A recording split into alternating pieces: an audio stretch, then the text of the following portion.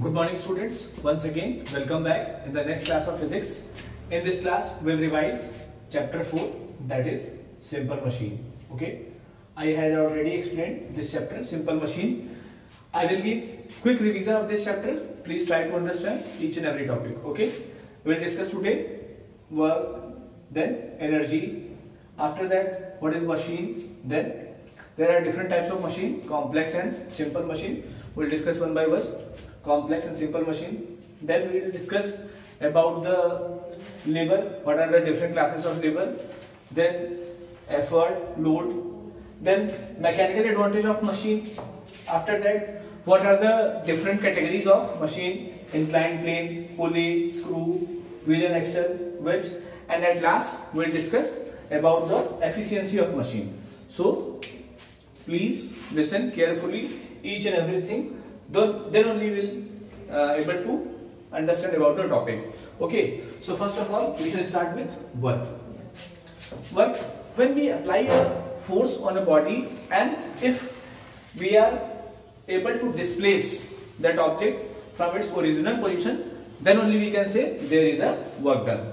Okay, when we apply a force on a body and we are able to displace that object on its original position, then only we can say that is a work. So work and energy both are correlated terms. Without energy we cannot do work, and if there is no work done, so energy will be also zero. But here why I am saying about the displacement, work done is equal to force into displacement. If the displacement is zero, means there is no displacement, so overall work done will be zero. That's why I am saying if we are applying a force on a body, so there should be displacement. If displacement is zero, the work done will be zero. The unit of work done is joule. Okay, Joule was a scientist who had discovered about the energy, and the work and energy both have correlated term. That's why the unit of joule, the unit is joule and calorie, kilocalorie. These are the unit of work and energy. Then we had discussed about the energy. What I had said just now, work and energy both are correlated term. That's why ability of a body to do work, that is a energy. Okay, if a body has no ability to do work, means it has no capability to do work, then we can say there is no energy in a body. Energy is very important term because energy cannot be law of conservation of energy says that energy cannot be created nor destroyed. Neither we can produce energy nor we can destroy energy. So we can convert only one form of energy to another form, which we had discussed so many times. We can convert light energy in electrical energy, heat energy in electrical energy, chemical energy in mechanical energy, but we cannot conserve energy or we cannot destroy energy. Just we can convert one form of energy in another form. So ability of a body to do work, that is energy. Unit of energy is also joule and calorie. Okay, we know that work and energy both are correlated term. Okay, then machine. What is machine? Number of times I had discussed anything which reduces human efforts, that is machine. There are so many appliances in our house: fridge, cooler, TV, washing machine, inverter, generator. All are the example of machine because these objects somehow reducing our effort. Anything which reduces our effort, that is machine. Okay, by applying less effort we can get more work only due to the machine. We can take example of computer system. We are applying very less effort and we are getting more result due to the use of computers. Okay, so machine is divided in simple and complex. Simple machine is a simple form of machine, and complex, when combination of machine used at a time, that is a simple complex machine. When combination of simple machine used in a machine, so that is a complex machine. There are two types of machine. First one is a simple, second one is a complex. When combination of machine used at a time, that is an example of complex machine. Okay, then we have one very special example, lever. Lever is a rigid rod which works on a about a fixed support. Lever is a rigid rod which works about a fixed support, that is a fulcrum. The fixed support is a fulcrum. If we have to lift any object by applying a very less effort, suppose this is object and we want to lift this, so this fixed support is a fulcrum and we can easily lift this object. So lever is a rigid rod which works on the fixed support, okay, and that fixed support is a fulcrum. So lever is also a type of machine. So there are different classes of lever. Class 1, there are different classes of lever: class 1, class 2 and class 3, okay. Class 1 lever, there are three very important points, that are the load, effort and fulcrum, okay. In previous, just now I had discussed what is fulcrum. Fulcrum is a fixed support about which lever acts, and effort is force applied by a machine. Whatever force we are applying to do work, that is the effort, and whatever output we are getting from the machine, that is a load. So force applied on a machine, that is effort, and resulting force, whatever resulting force we are getting from the machine, resulting force exerted by the machine, that is load. Whatever force we are applying on the machine, that is effort, and whatever resulting force we are getting from the machine, that is load. So different classes of lever classified on the basis of position, load, effort and fulcrum. In the first class lever, fulcrum will be in between and load and effort will be sidewise. Fulcrum will be in between and load and effort sidewise. In second class of lever, load will be between and fulcrum and effort will be sidewise.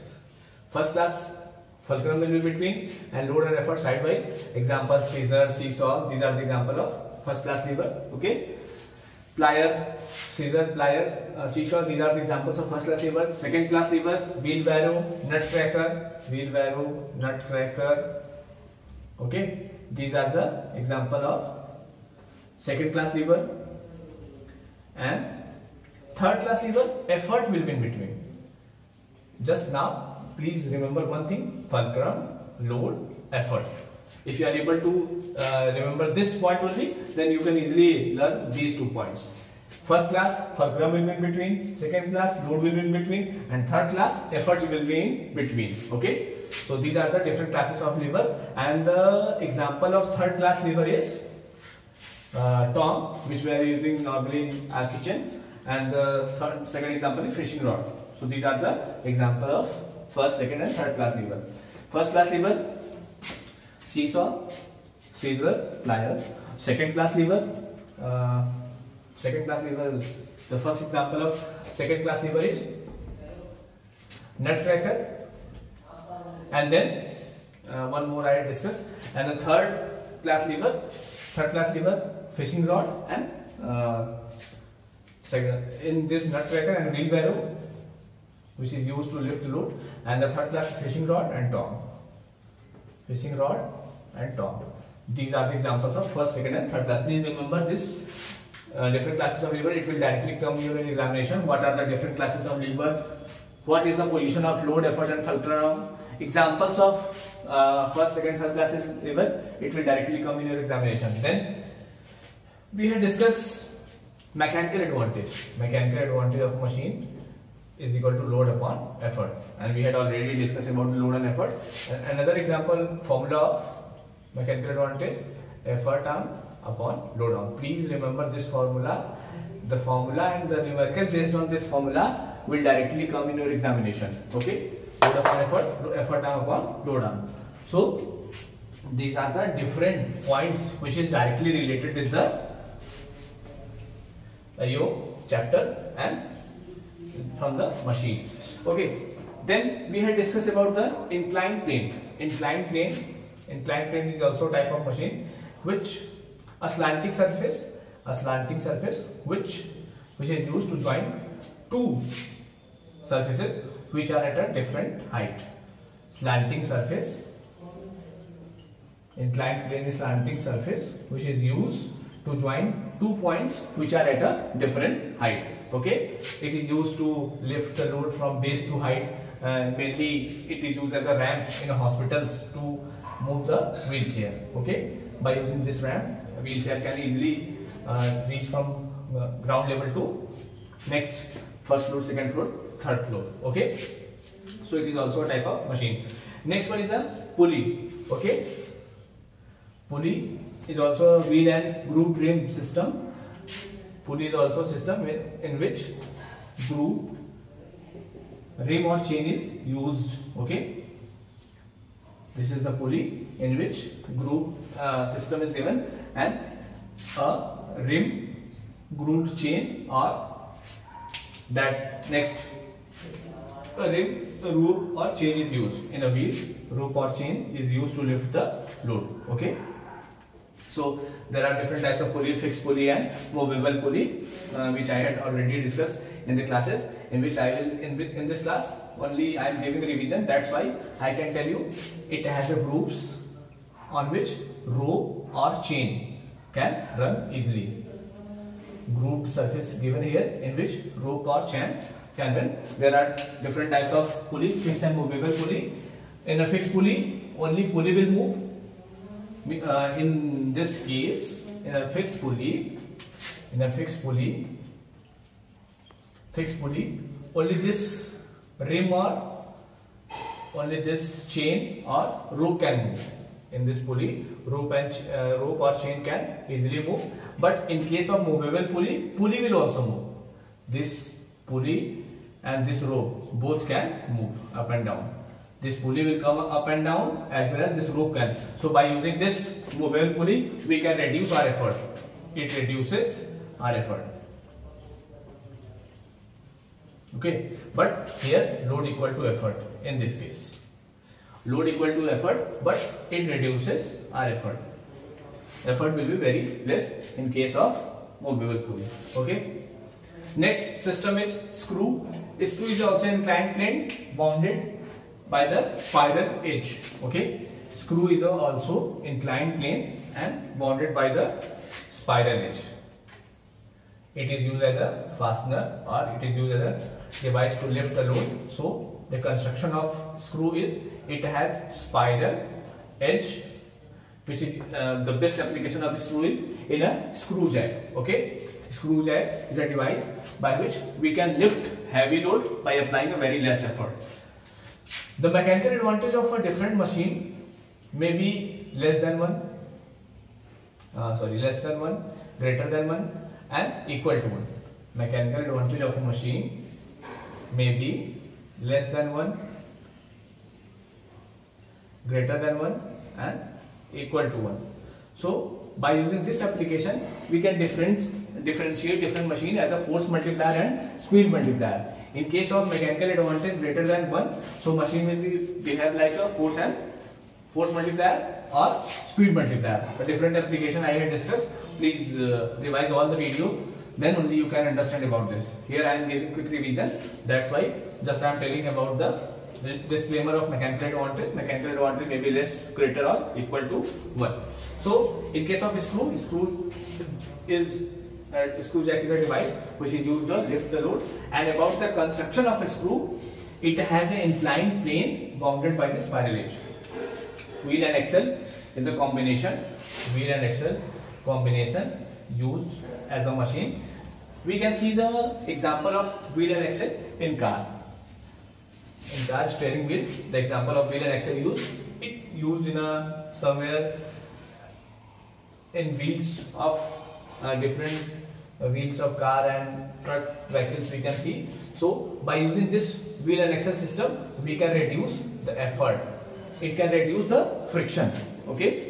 Wheel and axle system is also reducer. When the whole surface will come in contact, then we know that the sliding surface more in comparison to rolling friction. But when this wheel will contact in the surface, so by this we can reduce the effort. Okay. So this combination you can see in different automobile field. Okay. Or steering wheel is also example of wheel and axle system. Next, wedge. Wedge is also a type of simple machine in which we can see two slanting surface with one sharp edge. Wedge has two slanting surface with one sharp edge. This is the sharp edge of wedge, and it is a X is the example of this slanting surface, and as well as one sharp edge. So by using this combination, we can cut any object easily. So if anyone asks from you about the wedge, so you will say it has two slanting surface with one sharp edge. Last and very important topic of this chapter, that is the efficiency of a machine. Okay, efficiency of a machine is a capability of a machine to do work. So we can say efficiency of a machine is capability of a machine to do work, or we can find the efficiency of normal human being. Whatever the capability of a man to do a work, that is the efficiency of a particular person. If we have to find the efficiency of machine, so we'll find output energy upon input energy. This is the efficiency of a machine. Or we can say efficiency, percentage efficiency. So output energy upon input energy into 100. By this we can find the efficiency of machine in percentage. Okay. So efficiency of machine, output upon input, or percentage efficiency is equal to output energy upon input energy. Second thing is efficiency of machine cannot be 100%. Efficiency of machine cannot be 100%. Okay. So why? What is the reason behind it? Why the efficiency of machine cannot be 100%? Because there are some losses possible in the machine due to the friction and heat generation. So efficiency of machine cannot be 100%. If we are giving 100% energy as an input, so we'll get approx 70 to 90% as an output, and 10 to approx 80 to 95% as a output, and 15 to 10%, 15.5 as a loss. So if anyone asks from you, you can say there is no machine in the world which has 100% efficiency, because there are some losses possible in the machine. So this is all about this chapter, simple machine. Please once go through the video and revise the exercise of this chapter. Then only you will understand whole chapter. So thank you for today. In the next class, I will give some numerical problems related with this chapter. Okay, thank you.